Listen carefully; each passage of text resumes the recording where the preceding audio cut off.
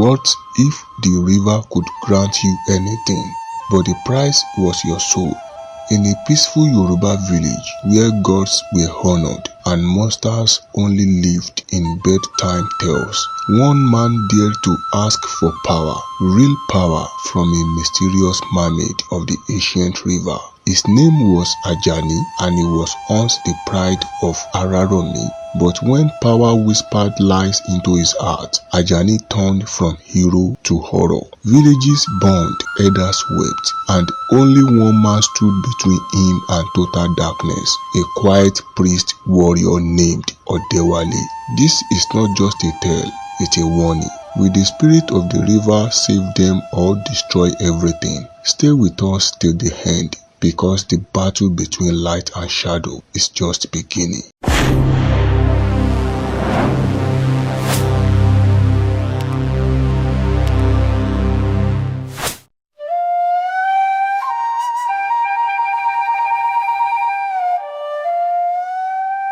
Long ago, in the heart of a green valley, there was a quiet Yoruba village named Araromi, a place where morning dew kissed the leaves. Birds sang before dawn, and children danced barefoot in the dust without fear. Life there was simple. Men farmed yam and cassava. Women fetched water, sang while pounding food, and wore beads that jingled like music. Every night, under a sky full of stars, the elders would sit by the fire and tell tales of gods and monsters, of trickers and heroes. But as the elders always said, when the forest is too quiet, the lion is watching, and soon the lion would come. In Araromi lived a young man named Ajani, tall, strong, with eyes sharp like a hawk. He could climb trees faster than monkeys. He could rescue the biggest boy and win. Women smiled when he passed. Elders blessed him. He fixed leaking roofs, helped push carts, and gave children sweets when he had coins. Everyone loved him. But love was not enough for Ajani. In the silence of his mind, a seed had started to grow. A seed of hunger, not for food, but for power. He began to watch the chiefs with jealous eyes. When the drummers beat the talking drum for the king, Ajani clenched his jaw. When the hunters returned with praise songs, he turned away. He started to ask himself, why should I bow to anyone? Why should I wait for power when I can take it? One hot afternoon, while resting near the palm wine stand, Ajani heard two old men whispering. Do you know, one said, that the mermaid of the ancient river still appears every 3 moons? The other chuckled. Yes, so they say she grants anything to the one who finds her first on that moonlight night. Ajani's heart skipped, his body stilled. A gift? Anything? He walked away with a smile, but inside, his thoughts were screaming. That night, he stood by the river alone, his shadow long in the moonlight. He whispered, I will find her, and I won't ask for gold or land or love. I will ask for power, real power, the kind that no man can stop. Ajani changed. He stopped going to the market. He no longer played ayo with the boys. His jokes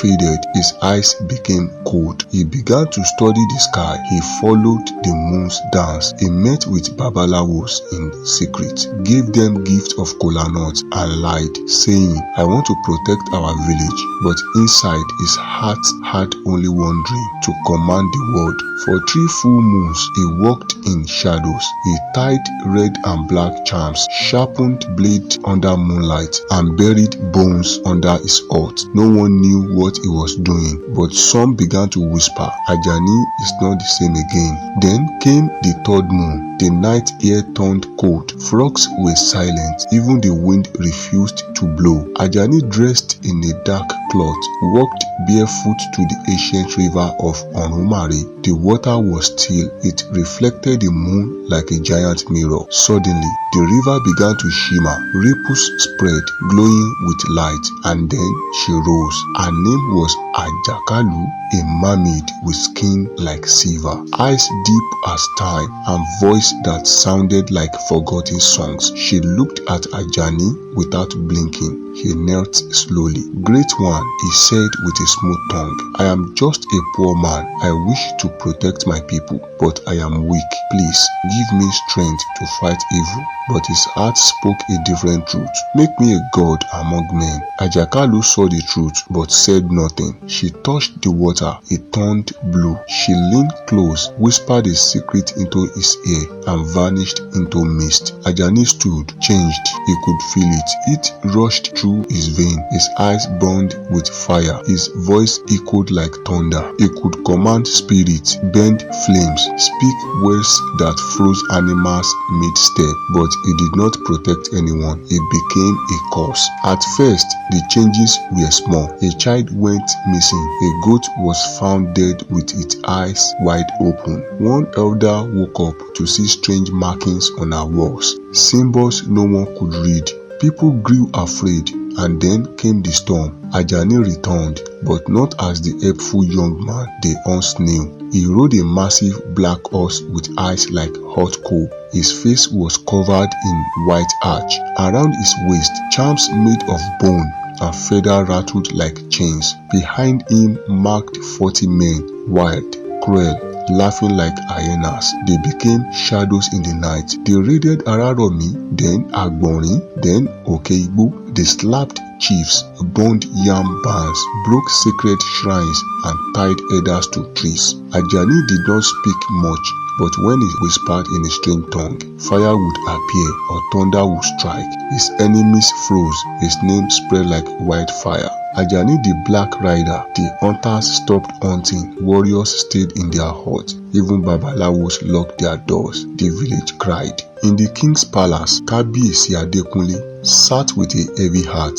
His voice shook as he said, "Ajani was one of us, a boy we blessed. Now he is the hand of darkness." An old chief said, "Kabiyesi, there's one hope." The Folomo spiritual team, trained in the art of the ancestors, they deal with what lies beyond the veil. Messengers were sent. After 7 days, they arrived. At the front was Odewale, a quiet man in white. His voice was soft, his staff carved with ancient signs, his eyes sharp like lightning hidden in the clouds. His father had once battled a forest demon. His mother was a priestess of Oshun. Odewale carried both bloodlines. When he heard of Ajani, he only said, "We will face him." But Ajani was not easy to face. Every time they tried, things went wrong. Drums would stop mid-beat, ground would shake. Odewale's men lost focus. Spirits whispered lies in their ears. One time, Odewale himself collapsed for hours.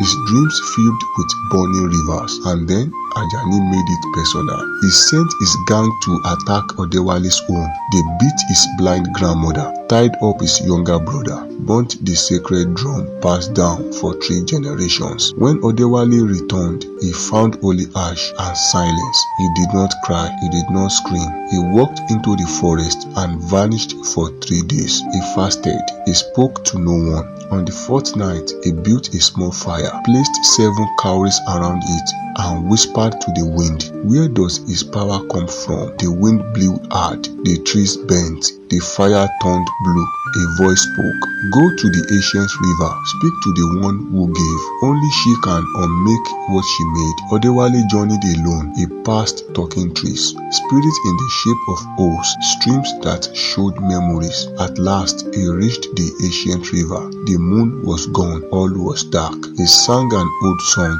a song taught by his father, a song that called the true from the hidden. The water rippled. Ajakalu rose. She looked tired. "I have been waiting," she said. Odewale bowed. He told her everything. She listened in silence. Then she said, "Ajani lied. He asked for power to protect, but used it to destroy. I cannot take back what I gave, but I can give you a counter force."